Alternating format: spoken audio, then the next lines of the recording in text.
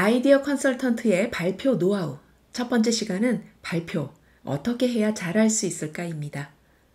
발표하면 누가 떠오르시나요? 발표의 신 스티브 잡스?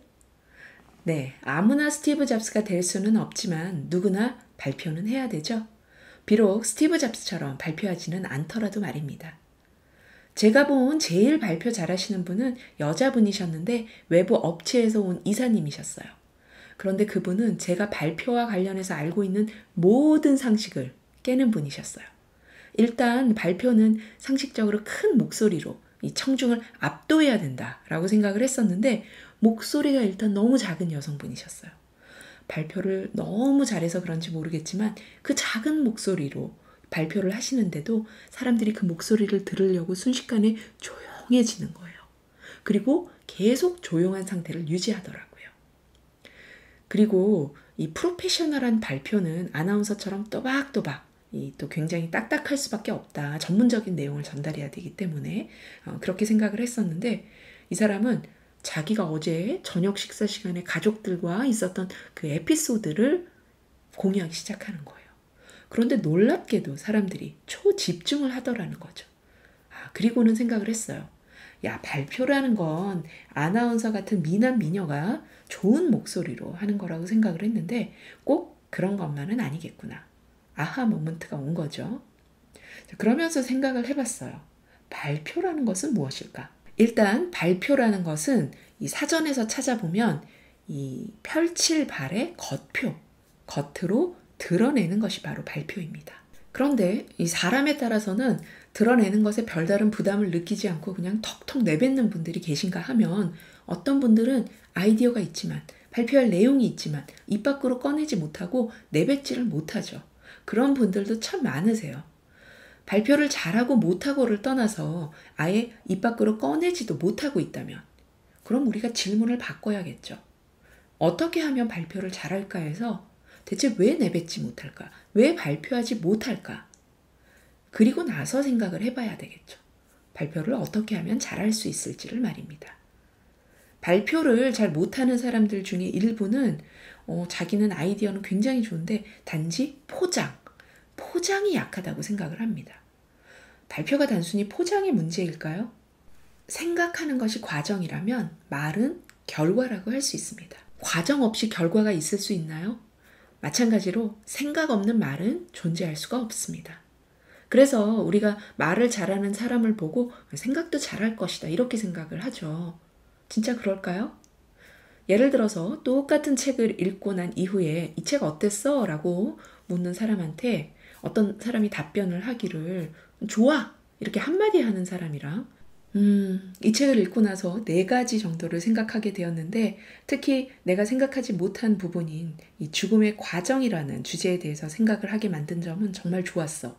그런데 책에서 예시로 든 이 죽음에 이르는 과정 부분은 사실 공감이 잘 안 가기는 하더라고.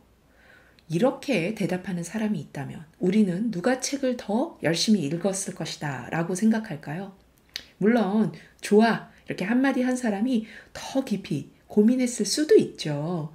그런데 당연히 부자처럼 말한 사람이 이 책을 더 열심히 읽었을 것이다 라고 생각을 하겠죠. 왜 그럴까요? 우리는 단순히 무슨 일을 겪었다는 것은 혹은 어떤 책을 읽었다는 것은 체험일 수는 있지만 경험은 아니죠. 경험이라는 것은 내가 감각적으로 느낀 것을 다시 꺼내서 내가 이해한 바, 내가 생각한 바를 요리조리 다듬으면서 내 것으로 인지할 때, 즉 생각이 더해져야 바로 경험이 되는 것입니다. 우리가 말은 의식을 담는 그릇, 생각을 담는 그릇이라는 얘기를 하죠. 따라서 말을 통해서 생각이 정리되고 생각이 정리될수록 말을 더 잘하게 마련입니다. 우리가 의사소통의 핵심 요소로 4가지를 얘기하죠. 듣기, 읽기, 쓰기, 그리고 말하기.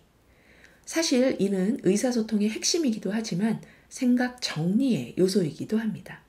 보통 듣고 읽는 것은 정보를 받아들일 수 있는 통로이기 때문에 생각이 확장될 수가 있고 또 쓰고 말하는 것은 그 정보를 내 것으로 만들 수 있는 것이기 때문에 생각을 정리할 수 있는 것이죠.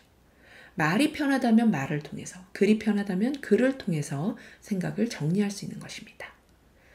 자, 다시 본론으로 돌아와서 왜 우리는 말을 내뱉지 못할까요? 말을 못하고 있다면, 발표를 못하고 있다면, 내뱉지 못하고 있다면 두 가지 이유가 있습니다. 첫 번째는 정리가 안 되어 있기 때문이죠. 정리가 안 되면 발표를 할 수가 없습니다.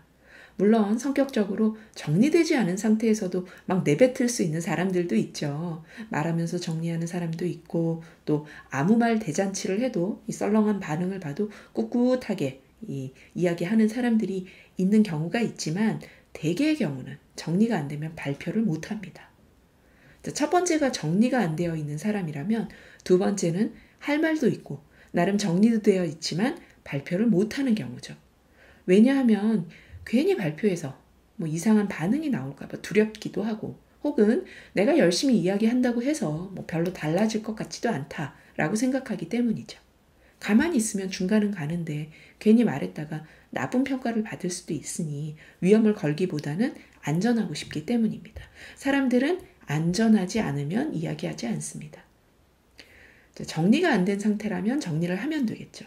그런데 정리가 되어 있는데도 내뱉지 못한다면 두려움을 깨는 방법을 알아야 합니다. 너무 당연하죠.